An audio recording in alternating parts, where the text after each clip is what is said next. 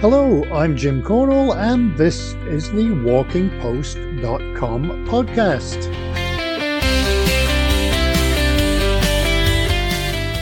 WalkingPost.com is the news website dedicated to walking, with all the latest on gear, books, trails, festivals, fitness, health, events, and more.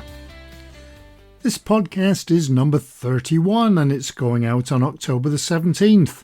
I'm just back from a trip to Gothenburg where I was doing interviews for a biotech podcast.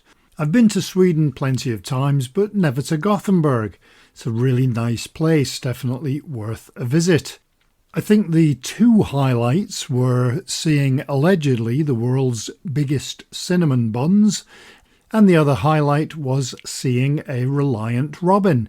It had no lights on, it was doing about 15 miles an hour, and clearly there was something wrong with it because the screeching noise coming from it sounded like an old airplane trying to take off and failing.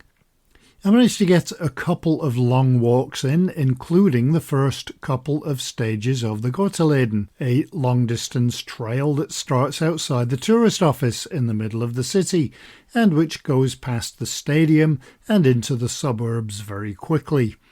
There are some signs, but strangely, in a couple of places, they disappear. And of course it's in places where you need them. So I ended up walking up a hill for about a quarter of a mile before looking at the map on my phone and realised I'd overshot the turn. That happened twice, so if you are going to do that trail, I would take a map with you. But it's definitely a beautiful walk. About 20 minutes after leaving the centre of the city, a woodpecker flew right by me, and what also amazed me was the number of people using the facilities in the forest. They have disc golf in there, and people were actually using it.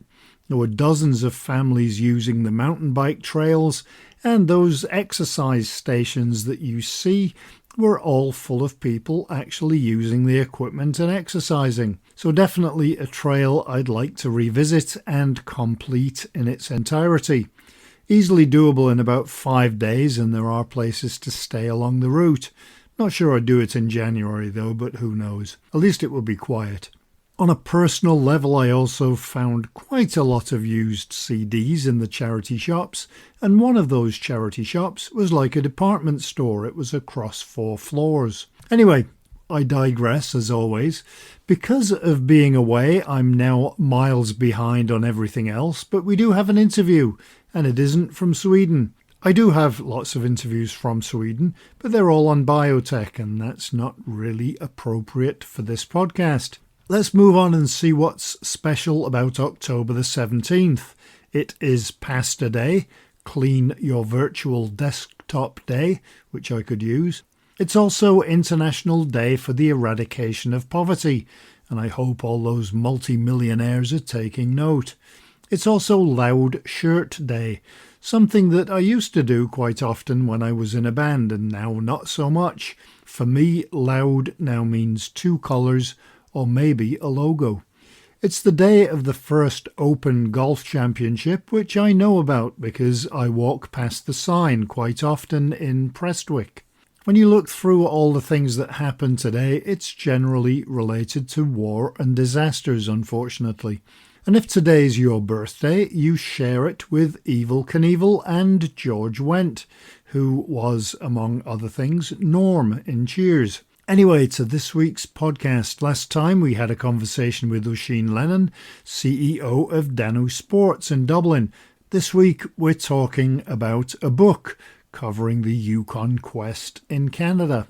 Before we get going, if you do have news, guest ideas, or even subjects to cover, or comments, or you want to advertise, please do get in touch via walkingpost.com, or just email me at jim@walkingpost.com. No articles you may have missed section on the podcast this week because of being away. It will be back next week. So let's move on. Right, this week we're talking to the author Mark Hines, an endurance athlete whose books document long-distance expeditions in demanding environments. In Hiking the Yukon Quest, he recounts walking the 1,000-mile trail that links Fairbanks, Alaska in the US with Whitehorse in the Canadian territory of the Yukon. Hi Mark, thanks for being with us today.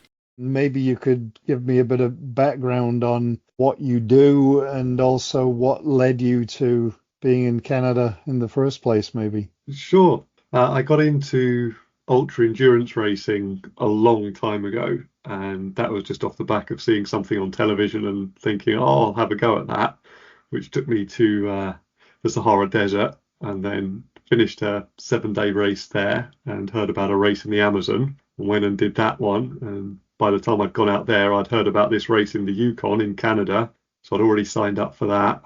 So as soon as I returned from the Amazon, I was training for the race in Canada. I competed in that and I absolutely fell in love with it up there, the Yukon, the history, the wilderness, all of it just came together. The first time I raced there, it was 430 miles. It was a race that had been attempted 2 years before, but the temperatures got very low. They'd held the race up somewhere, so no one had finished it. So I was fairly anxious going in the first time, thinking no one's actually completed this distance before. They've done shorter races there. So I was very cautious and also didn't really know what to expect from that environment.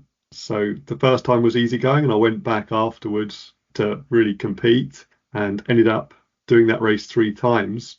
And that race is along the course of what's considered to be the toughest sled dog race in the world, which is the Yukon Quest, which starts either in Whitehorse or Fairbanks, goes through Dawson City and finishes either in Fairbanks or Whitehorse, depending on the year. So I'd done half of it, the Canadian side, 3 times. I wanted to see what I'd been missing out on. So went out to Fairbanks and started from there. Yeah, that was getting somewhere around 1,000 miles of trail in total, half and half, Alaska and Canada. The obvious question is, having spent 30 some winters in Canada, you can't really train in England for that kind of weather. How did you approach that? One of the good things, I suppose, in a strange way, is that the body doesn't really adapt to the cold. We adapt to the heat really efficiently. It takes about a week, and all sorts of cool physiological responses happen, like our sweating becomes more efficient, we become more tolerant of the heat and so on. But in the cold, very little happens, and what does happen takes a long time. So many of the differences between people like me who had no background out there beforehand and couldn't really train in the cold environment before, and the people who lived there, was largely just psychological differences. So when I did the races, the British and lots of the European races often did better than the local races, because the locals would just identify when conditions were getting bad and think, oh no, this is rough, we don't want to be out in this. And they just quit the race for another year, go back home and put their feet up in front of the fire. Whereas the Brits and Europeans, especially the Brits, had absolutely no idea that it was bad. We just thought, well, it's going to be colder than what we're used to, and didn't really know how to gauge it beyond that. So we'd kind of get through on our ignorance, just sort of taking us through, thinking, oh, it's probably normal, it's probably all right, and we've got our big coats. So for me, getting through the races and then getting through this solo 1,000-miler, a lot of it just came down to accumulated experiences of things perhaps going wrong and me working out how to keep being able to make progress. But the actual cold side of it was more just about managing the equipment. So knowing when you put a big coat on, when you need to put the mittens on, when you take shorter breaks, how you manage food in that environment, because you can't just sort of stop and have a nice relaxing half hour over a meal if it's -40 or -50. So there's lots of streamlining that happens, and just an awareness of when it's cold, how cold you allow, say, fingers to get before you have to say, okay, no, you've got to move on, or you've got to try something else. Put on the big mittens or put in some hand warmer pads, things like that. So yeah, can't really train for the cold, but I think there's an accumulated experience of being out there that you call upon that comes back to you quite quickly.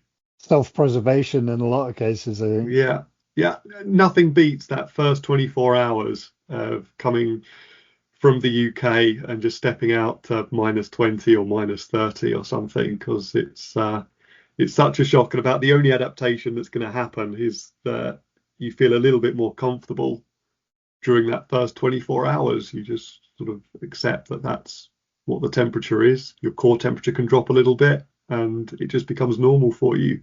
I did a journey right up on the Arctic Ocean years ago where I flew out to this northernmost town on continental US. And just that first day, I had to go around some local shops. But I was walking in there with my big coat, the hood up, the mittens on, everything's completely protecting me. And I just sort of walk into the shop like their equivalent of a Halfords and just hold my hand up to the staff and just like, just give me a moment while I, take all of this off, because I was an absolute scene walking in there, just coming in, and everyone else was just walking around in fairly light jackets, just normal gloves and so on. But it's just that first day, and after that, I was just like them, jacket open, not wearing the big mittens and so on. But yeah, it's once you know it happens, it's fine. How did that then translate into writing about it? So when I did the desert race, I wrote about that, and it was actually quite a useful way of getting sponsorship. So essentially, I wrote about the desert race, and I had a kit list in the back of the book saying this is what worked for me, and so then I could take that to sponsors. There was Salomon and some others, and say, well, I'm going to do this race in the jungle. Is there any chance of some shoes and some kit for it? And they said, well, yeah, sure, just do the same thing again, just put your kit list in there, which I did. And then for the Yukon, I mean, the kit list just was absolutely crazy compared to those other races. It's still fast and light, but you're fast and light with a jacket that weighs a kilo, a sleeping bag that weighs a kilo and a half. It's all on a sled, and so much equipment, so much weight to equipment, and food as well. So lots of things to spend money on. And again, using the book was a good way to attract sponsors. So it did facilitate that. It was useful. And then over the years, I just became very picky about what equipment I was going to use. Sponsors ended up getting dropped because I wanted a bit more freedom to use whatever I wanted, and still work with a few. But now I just write because I really enjoy it. My first book was awful. You show a book to friends, and they all tell you it's great, either because they don't read or they just don't want to hurt your feelings. And then you publish something, and then honest people give you some feedback. And you think, well, I wish I had this earlier. So yes, I developed. I'm actually on the third edition of the Desert book now. That's just come out, and the difference between the first and second editions were huge, in that there was actually some writing style in the second one rather than just an account. And then I really leaned into that and started sort of developing that style. And you can't please everyone still, and as a writer, you don't want to, because I think that the style wouldn't work. You can't appeal to everyone. We've all got different tastes, and we know what we like. So what happened over the initial years of writing was that I gathered sort of this hardcore group of people who really, really liked my books, and they liked the style that was in there. And so that's what I leaned into. So, well, if people are enjoying it, that's the audience I'm writing for. So I'll keep doing that, and I'll try and make that better. When I wrote the book about the 1,000 miles in the Yukon, I sent that to a friend of mine who's a journalist, but he became my friend because he read my books beforehand, especially one that I'd written on my Yukon race. Then he came out to do a course that I teach in Scotland for people who want to go to the Yukon to do this race and get some preparation and some practical skills. He came on that course, and now he is one of my honest reviewers. Go through and put lines through my favourite bits. Then yeah, he loved that Yukon book. So I made some refinements, and then that's sort of the journey of the writing. Really, it was working out how to get honest feedback, but also the importance of having a writing style rather than just writing accounts. I've bought a few books from Amazon over the years on adventure travel and hiking, walking, and the ones that have 5 stars, I think generally the first 20 reviews are all from friends of the author, because you see all of these 5-star reviews. You buy the book and it's horrendous. Yeah. So it's quite interesting looking at Yes. some of those. Yeah. Yeah. You learn the most from the negative reviews. It's from my improved desert book. Most of the reviews are very, very positive, which is great. But there'll be the odd one now that will be like, oh, this reads like a novel. It's like a story rather than he wanted an instruction manual. It's like, well, that's fine. I'm not writing an instruction manual. In the next edition, I'll just make it really clear in the beginning that this isn't an instruction manual. It's a personal account of my experience doing this race for the first time, which people can learn from. But, there's enough content online that will give instructions on how to do things. So that's not why you write books usually, not books that people want to read. But yeah, I'm sure for my Yukon book, the first 20 reviews will be friends who like me, and I hope that they will write positive reviews because they like the book, not just because they're my friends. But they'll be the first ones to buy it, which is why they'll also want to support me and do the reviews. But that's really useful in getting more people to buy the book. But then I hope that the reviews stay positive on the most part because they think it's a good book and don't actually care about my feelings. Just think that it's a book worth reading. That'd be nice anyway. And I think you also touched on something else that was interesting and very true, is that if you write a book like a field guide, it's factual. And so there's not really any room for a lot of personality to come through in that. But when you're writing a book like this, and again, having read lots of this kind of book, some people concentrate on the minutiae of the trip. My feet hurt. I needed a plaster. My toenail fell off, and they go into great depth on this is what I ate, and that becomes, after the third day, becomes a little bit mundane. But then you get the ones that are extremely descriptive to the point that that's all it is just flowery language. And then you get people who clearly their interest is history, so they write about all of the history things. It's very difficult, I think, and I wonder how you approached it to get a balance of not just appealing to a very tiny niche, but then also not developing it to the point where you're trying to appeal to everyone. Yeah, it is the challenge to get that balance right. And I feel that there's so much content already available. If you want to know about the history of the place, there's plenty of websites that will focus on the history specifically. So for this event in the Yukon, or this trail, it commemorates the gold rush that happened in Dawson City in the 1890s. And lots of people made these incredible journeys there. If people had money, they came along the Yukon River. So they went up the coast, mostly from San Francisco. So go into Canada, get the gold, bring it back, and improve the wealth of the US.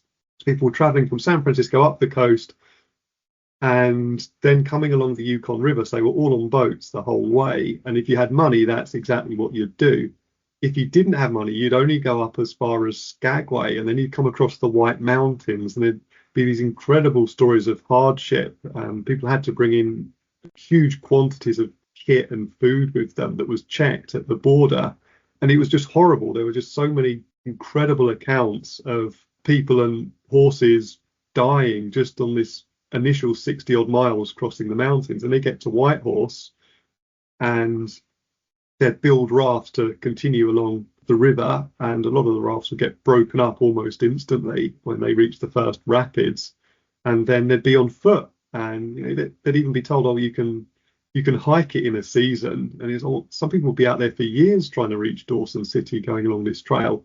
So the history was actually with me all the way through, and it would have been missing something not to acknowledge that at points as you go through, because you go along, you think, oh, I'm going along the Yukon River now. People would have done this on paddle steamers. If they had money, they would have seen the same mountains, the same trees, and all the rest. And there was that. And then you're on the other side of Dawson, going on the overland section through Canada, and you think, well, I've got my big jacket, I've got my mittens, I've got all this specialist gear with me. I'm feeling the temperature the same way that people would have done during the gold rush, but it's completely different in terms of I'm so secure, and I know I can call help if anything goes wrong, and all of these layers that just weren't there. So it frames it to some extent, but there are already books about the gold rush, so you can't do it entirely on that. And then, yeah, as you say, you could describe every meal you're having and just, yeah, every feeling that you're experiencing. And yeah, that sort of an account becomes, I think, very dry very quickly. But again, it needs to be in there to some extent. One of the challenges with what I'm doing is I want it to appeal to as many people as possible.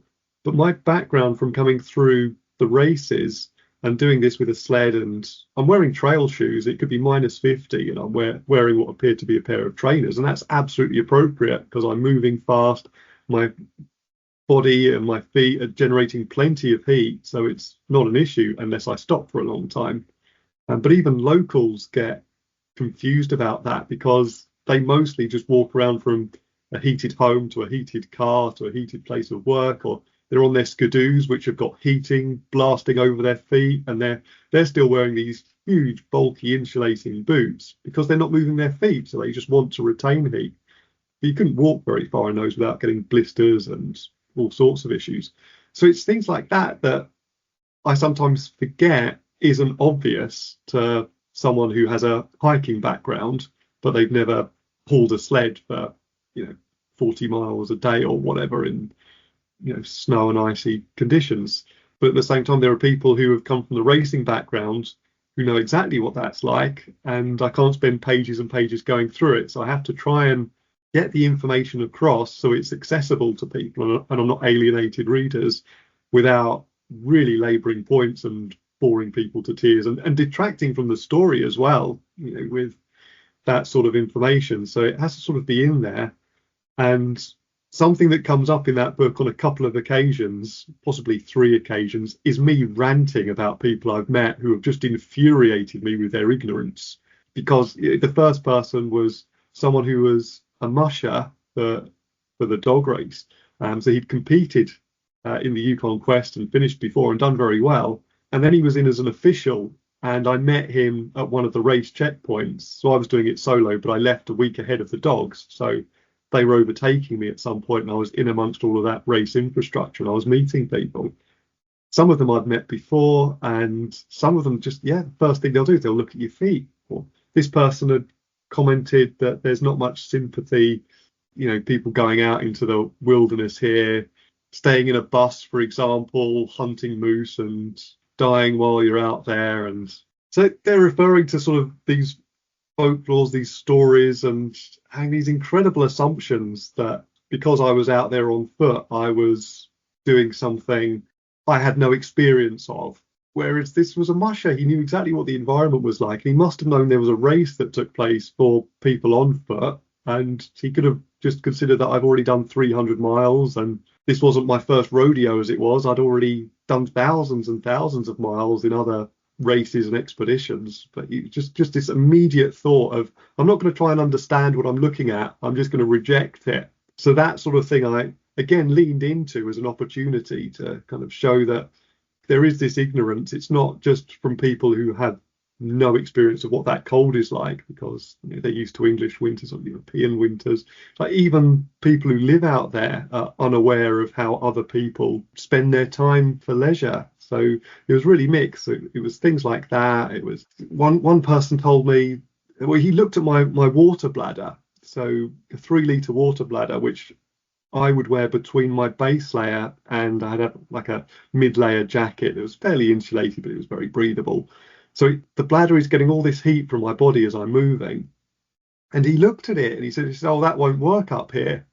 By this point, I've done over 500 miles, and it'd gone down below -40. And again, I've done thousands of miles in other events. So how does someone kind of just make these comments based on the sort of a knee-jerk reaction without trying to understand the person? And so I'd see people like that, and I would really just rant and paragraph and paragraph, which I kind of put in there as a fun element, but also just the frustrations of people not really understanding what they were seeing. And then I would speak to other people who have lived out there their whole lives who would say, well, yeah, of course, children walk to school wearing plimsolls, or the local indigenous population wear mucklucks, which are fur based and sort of leather sole, but they're very thin.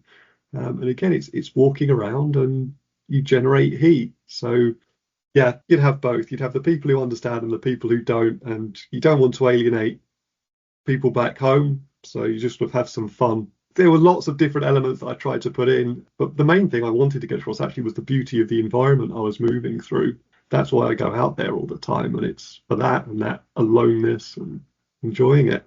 You've been to the Yukon several times. Even a lot of people within Canada, along that 90% of the population lives within about 100 miles of the US border. So there's probably at least 60 or 70% of Canadians would never have been to any of the territories. They often, even within Canada, think that it's just a frozen white wasteland. What was it, or what is it that attracts you to that kind of landscape?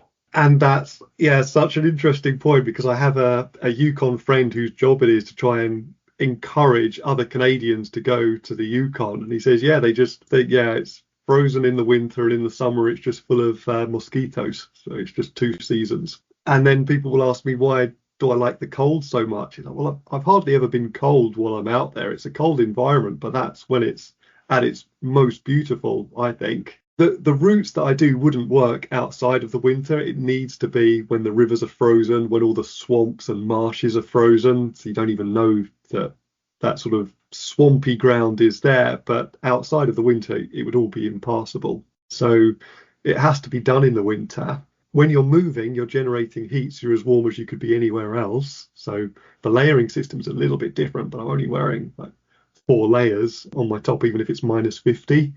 So I have very rarely been cold, and during the day, not always, but usually you have these perfectly blue skies. The snow is glistening, so it just appears to have crystals in it everywhere. It's silent because the snow absorbs sound, and everywhere you've got prints of all the animals that have been around. So you feel that you're in this wilderness environment, and you do see animals. I've seen a lot when I've been out there. So moose mainly, which are about the most dangerous thing I'll see, but I'll see wolves, occasionally lynx, see quite a few birds, see the occasional rabbit, squirrels and things like that. There's a lot of life around there. I saw caribou when I was out doing the Yukon. So I love that. I love the nature. I love being surrounded by it.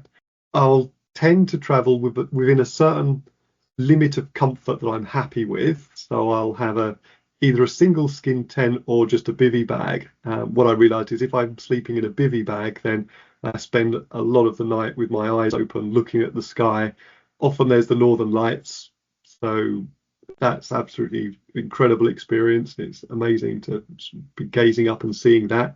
And if I'm moving along when there's a really good sort of northern lights show, then it'll be reflected on the snow. So the snow will be kind of green and dancing as well as the sky. So it's an absolutely incredible environment. And I think just from a young age, I've been drawn to nature and the wilderness. There's just this lovely simplicity of walking, just hiking along. The sled is easier than a rucksack in many ways. I haven't got that stress on my shoulders. You know, the gravity is obviously just acting down on the sled. So if I stop moving, there's no tension at all. And if the trail is hard enough because it's cold and there's been some traffic on there, it glides along.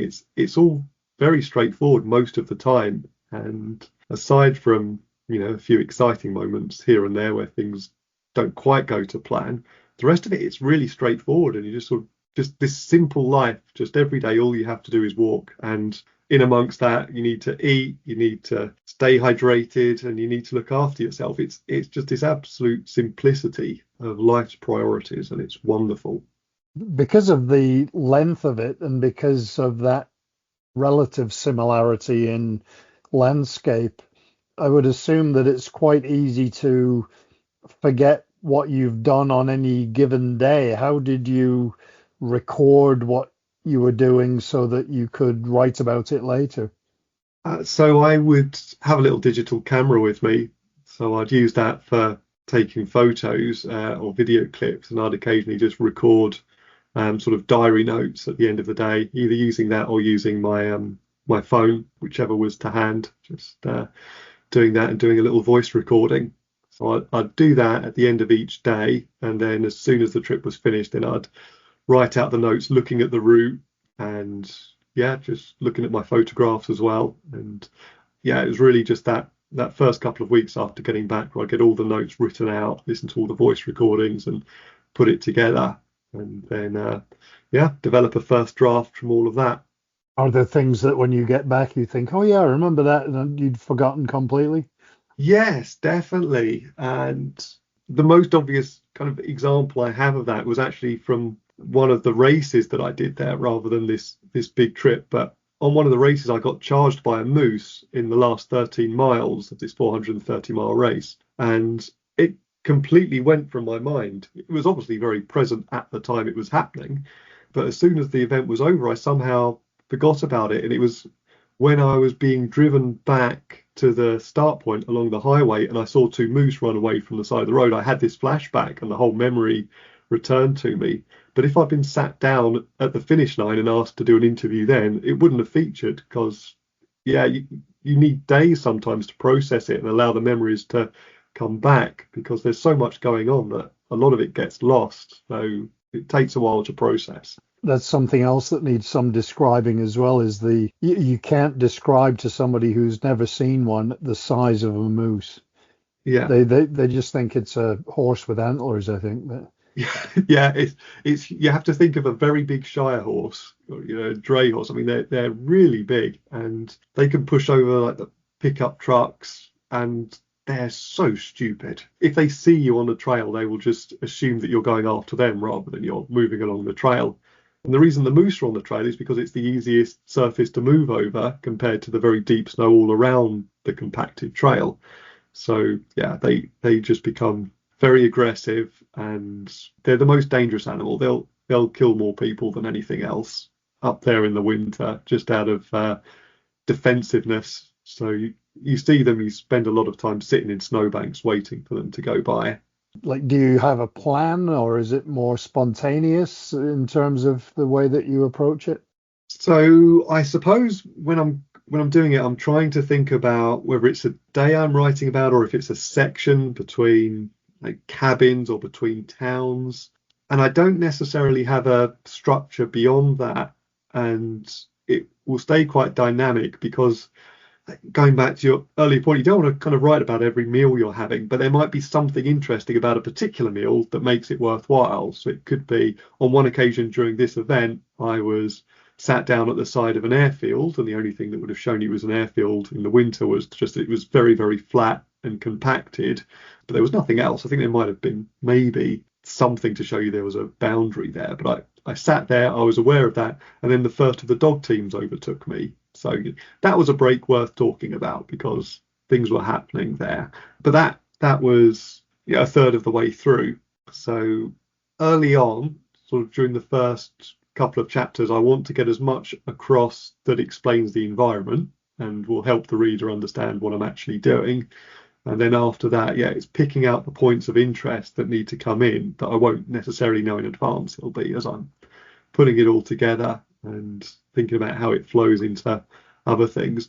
And sometimes trying to keep it brief, because if I was trying to describe every single day for 1,000 miles worth of days, then it would be tedious. So it's trying to find what are the really interesting bits, but also how does the flow work? And then the subsequent drafts of me sort of scratching my head and thinking, well, I know what the experience was.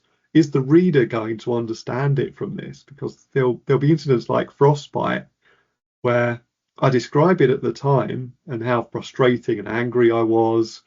And then after that, I kind of went back and said, well, now I've just gone back to describing that I'm going along this section and it's a little bit cold, but I haven't mentioned again what I'm thinking about the frostbite and how that's actually the most present thing in my mind for a few days afterwards. I have to kind of go back and revise because it's not just the content. And I wouldn't have written notes about that day to day. I'm still thinking about the frostbite, but I remember it was there.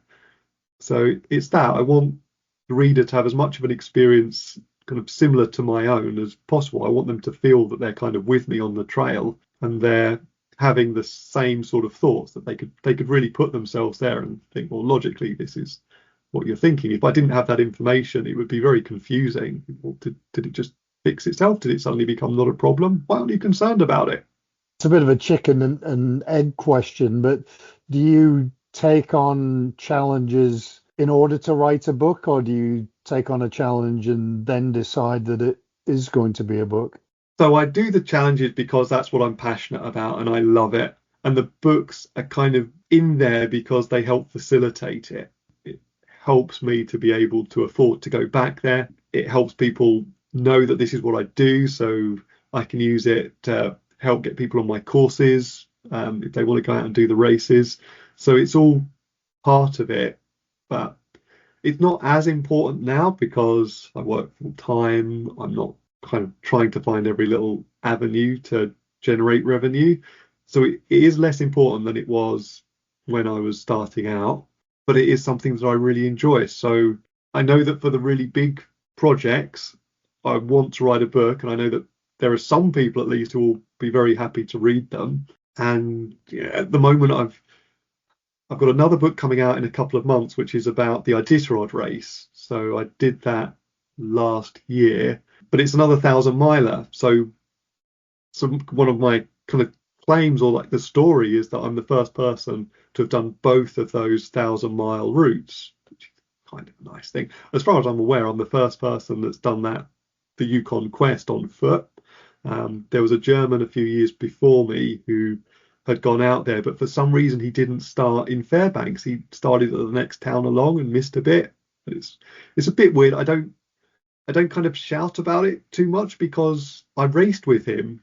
I know him quite well, and I know he's absolutely fit enough to do it. So I'm thinking, well, maybe he just went out a couple of days before and did that section as like a recce, and then he went back to it. But in his book, he just didn't mention doing that, so it seems tenuous. But he didn't do the Iditarod, so I know I'm definitely the first person to have done both of those events. So having done both, it's like, well, naturally, if there's a book out on both of them, then that fits. But I'm going back to the Iditarod again in February, and I don't know if there'll be a book on it because I've already written one on that race. And what I've found in the past is that once I've done something once, I can definitely get a book because what I'm telling is about my view going into it and experiencing it for the first time. So everything's new to me, and that creates an interest. Whereas when I did, say, the Yukon race, the 430 miles, the second and the third time, I might have got a chapter out of it or a couple of chapters, but I wouldn't have been able to do a whole book because I've already written it. I think when I go back to the Iditarod, the difference is that it's 1,000 miles, an awful lot happens. I think it's the most dangerous event in the world as a foot race. And this one is a race rather than like a solo expedition that I did with the Yukon. The last time it was to try and get through and to finish. This time I'm going to go back there to race. So there are some new things, but I don't know yet if it's enough to create a worthwhile book, accepting that some people do just like the yarn and it's something nice to read. So I'll make all the notes and we'll see if it actually becomes a book afterwards. So yeah, I don't know. And I think it's the same with all of them. I'm not really sure, but I create the diary notes and I put everything together. Yeah, say I'd always create the notes when I get back. And I've got that from lots of previous adventures that I've done that haven't become books yet, but they're sat there as the first drafts. Just need to decide if it's a priority. Yeah, I was going to ask about that, whether there are adventures that you've been on previously that might still become books. Okay, there are three things that I did that may be worth putting together as books. One was going from my university, Roehampton, when I was doing my PhD, across to Transylvania for a foot race. And I ended up doing a really nice overland journey. It wasn't all on foot. I'd sort of do a section, think, oh, okay, now I know what the north of France looks like. I'm going to jump on a coach or a train and I'm going to skip down to this bit. And now I know what the south coast of France looks like. I'm going to skip across to this bit. And I did that for a couple of months leading up to a race. So I've got all of those notes. I'm not sure if that's worth putting into a book, but I did a paddleboard journey from Big Ben to the Black Sea, which actually ended up integrating a bit of cycling and a bit of hiking as well. Various reasons that I will put into a book at some point. I did a journey in India, which was all hiking. Initially, I was in the south of India, but I went up to Assam and that was an incredible experience. I was a novelty white person walking through rural region of India where people just didn't see white guys, especially the English, for a couple of hundred years. So yeah, that was very interesting. I ended up having to stay in police stations, being collared by the army for potentially being a risk to myself for being in regions that were a little bit dicey. And then whole villages would turn out to welcome me in and show me around tea plantations or set me up at their house for a week and showing me around. That was incredible. So there'll be a book on that at some point. Yeah, it was amazing. Carrying a rucksack, I've already put a drone in there back in the days where drones were big and bulky, thinking, I might get some good content of the jungle and everything with this. And I was turning up places and, oh yeah, please, take this bag of tea. And it would be like a half-kilo bag of tea. Take this back to your mother and father and things like that. And yeah, all these things, the bag's just getting heavier and heavier. And then, yeah, all these tea plantations I was being shown around. But it was great. And walking along Assam, obviously where a lot of black tea comes from, it's in the air, so you smell it. You have sort of the irrigation channels around the tea plantations, so they're all very black. You can smell the tea in them, much like when you're walking around in Scotland, going past some burns in some regions, they're very peaty, and then it makes you think, oh, whiskey. You know where the flavours are coming from, and yeah, in Assam it's the tea, and it's in the air. Any other plans for, other than the Iditarod? Are there other things on the horizon? Not at the moment. I have to mix things around with my work. I think that this will be the last time I go back to the Iditarod, as long as I finish it. It kind of fits this part of the year when I should really be focusing on teaching. So fortunately, all my colleagues pitch in and they just love to see me doing the race. So they're very supportive, and I'm very lucky with that. But it might be that I turn to do more summer journeys, which will be a welcome treat. And I've always enjoyed doing hikes and so on in the summer, especially all across Europe. So nothing definite, but there will be something. Does it always have to be a challenge or a race or something like that in order to get you interested? No, it definitely doesn't have to be a race. That's sort of where I started, and it creates some useful angles. When I went out to do the Yukon, I was really just celebrating that part of the world and that history and that way of existing out there. In these wilderness places where there'd be these lovely log cabins, and go out there and I'd really have that experience, which was completely different to a racing one where you have minimal sleep and you're really just focused on progress. So yeah, it definitely doesn't have to be a race. As for the challenge component, I think it's useful for me to plan around if I know that there's a route and I've got a certain amount of time to do it. If there are any stories, again, sort of local history that gets tied in, that's wonderful. But my Big Bend to Black Sea paddleboarding journey was just to enjoy what that journey would be like on a route that I could put together. So yeah, the Assam journey was not supposed to be in Assam. That was supposed to be in another region of northern India, but I couldn't get there without having a partner with me. So I had a friend who works local government in India, and she was supposed to come with me, but then she got called away on another work project and couldn't, and I wasn't able to go there without another person because of the way the permits worked. And Assam just happened to be somewhere I could get without a permit. So got on a train for something like 5 days to get to the top of Assam, and then just walked south without maps or anything, just worked it out as I went. The other thing that we need to mention as well is the details on the book and where people can get it, that kind of thing. Yeah, thank you. So Hiking the Yukon Quest, and it should be in bookshops. Bookshops will be aware of it, but you could just walk into any bookshop and ask them to order it for you. Otherwise, it's on Amazon. All right, and you have other books are available, as they say. You've got plenty of others as well. Yes. Yeah, hopefully there's something for everyone, but the Yukon book is the one I'm most proud of.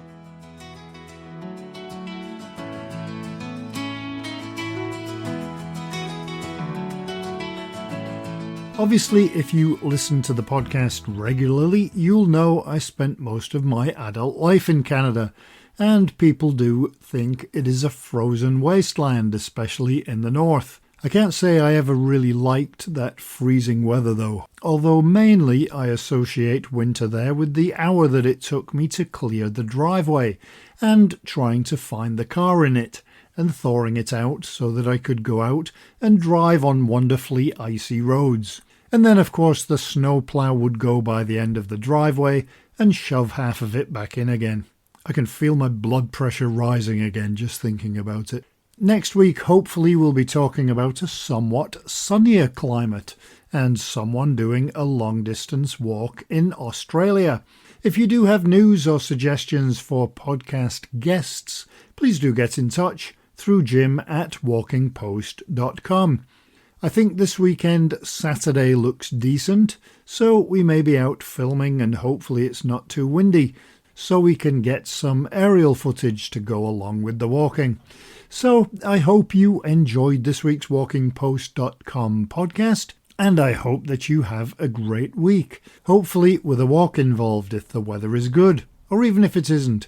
So until next time, happy trails!